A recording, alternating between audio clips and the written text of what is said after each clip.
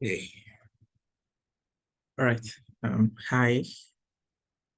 I have the privilege of talking to you on a simple topic on how um, do we as students maximize our time and resources for the outside world. I want to appreciate Henry Komi for reaching out to me and the privilege of doing this.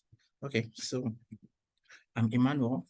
Um, been an academic secretary for MFMCFUI, I think 2015, 16, and 16, 17 session. And I appreciate what God is doing in you guys' life and how He has been helping the fellowship. Okay, just to go straight to the point, on maximizing your time and resources, I will first want to start with the fact that what is your reason for coming to the university? I believe most of us just follow the regular trend of after high school or after secondary school, then the next thing is university, which is not bad. And the whole aim, if you think about it, the whole aim is to be able to advance in the career you're interested in, which will help you in your potential earnings. Like after you graduate, the whole idea is to be independent in some ways, so financially, particularly. So most times, I would say that's the reason people go for colleges. Okay, moving forward, how do we then maximize our time um, during our 4 period or 5 period stint investing? I would say first, what I've always worked with is set a goal. Have a goal. What do you want to achieve at the end of this 4 year, at the end of this 5 year, 6 years for medical student, or how what do you want to achieve by the end of this years? Because the fact still remains that um the job market is competitive, and so you have to be one of the best to get to be attractive to the industry, whatever industry you're looking at. So first I would say um set a clear goal, have a clear goal of what you want to do, have a clear direction of what you want to become, and then make plans. You know, it's easy when you can break things down into the smallest tiny bits. So when you have a goal, break it down to, okay, how can I achieve this goal? Okay, like for example, my background is in mechanical engineering. Okay, I want to be an expert in this area of mechanical engineering. Okay, then what do I need to know? Or how can I get to that point? Okay, you first learn, okay, I need to be very good at maths. So that means I need to improve on my analytical skills. Okay, I need to be maybe good with AutoCAD or AutoCAD or Autodesk Inventor. So those various um house. When you set your goals, you need to break it down to the house. So when you have those house, then you place them in order of priority or in order of time. Okay, at this point in time, at my 100 level, what are the things I can really achieve? Okay, by 200 level, what are the things I should be aiming to achieve? So this gives you a sense of direction and gives you a sense of purpose. Another thing I want to add also is building a good academic record.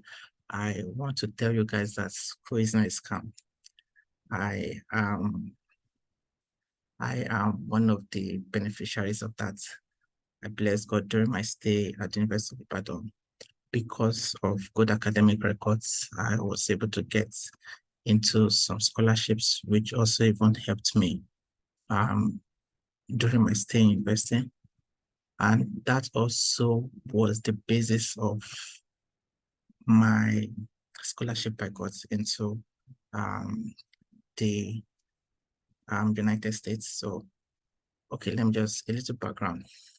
I work now as a research scientist at university in the United States, and all thanks to the fact that first I came into a scholarship and I did my master's, and even during the period of master's, I also had a very good academic record, and that's also helped my case in what I'm doing right now. So the whole idea is have a very good academic background. It's never a bad thing. It's never a bad thing. And I know some of us may be struggling academically, that's still fine. But the whole idea is make improvements at least. At least you should be aiming for, I don't want to put a grade, but you should always be aiming to be the best at what you do. So have very good academic records. Also, another thing I want to say is mentorship. Mentorship, very important. I remember during my time, there were people I looked up to 3 years, 4 years, 3 levels or 4 levels ahead of me. You know, I tried to make friends with them, even with some lecturers. I had to try to somehow be close to them, because these are people that have gone the way you want to go, and they have an idea of what that road looks like. So instead of you trying to find out what the road looks like, these people can actually point you in the right direction. So I encourage mentorship as much as possible. Talk to people. This is what you want to do. How can I get to this point? If you don't know, reach out to people. So mentorship is very important. Also, time management. You know, as Christians, you can't remove the place of attending to spiritual activities while also doing your school academic activities. So what I do back then is you can't be at every place at the same time. So you just have to make sacrifices. There were some departmental activities I couldn't partake in just because of the fact that I have my assignments, I have my books to read, and then I also still have the church responsibilities to do. So you can't do, you might be able to do everything at the same time, good for you, but for someone like me, I couldn't do everything at the same time. I couldn't do everything. So I was not so involved in some things in the department just because I was heavily involved in the church and also heavily involved in academic related stuff also. So you have to plan your time. Also in the area of time management, you know that, you know, you have church by 7 a.m. on Sunday, and you might come back feeling tired and all that. So what I mean by this is be proactive. When you know that, okay, you have a test coming up, but you also have a fellowship to attend. So be proactive, you know, get those things settled down so you don't give excuses for one. You get, so have a very good time management skills. And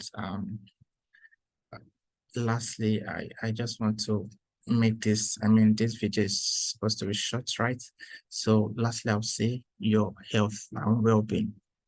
As much as you are, you know, engaging in a lot of things, also be concerned about your health and well-being. Eat healthy. Take time to rest. Drink a lot of water. If you are anxious about things or difficult situations, try to talk to people. The fellowship is there to help you. You know, a lot of systems have been put in place. Talk to people, reach out to friends. You know, don't feel that, oh, you have to keep everything to yourself. No, humans were meant to interact, and so I wanted to explore those opportunities, because if you are healthy, your mind is healthy, and then you'll be more productive. So as much as possible, Keep your body healthy, keep your mind healthy, keep your spiritual life also healthy. And I pray the Lord will help you. So thank you very much for this few time you've spent with me. I hope you've learned one or two things. And hopefully I get to see or talk to you again. All right, bye.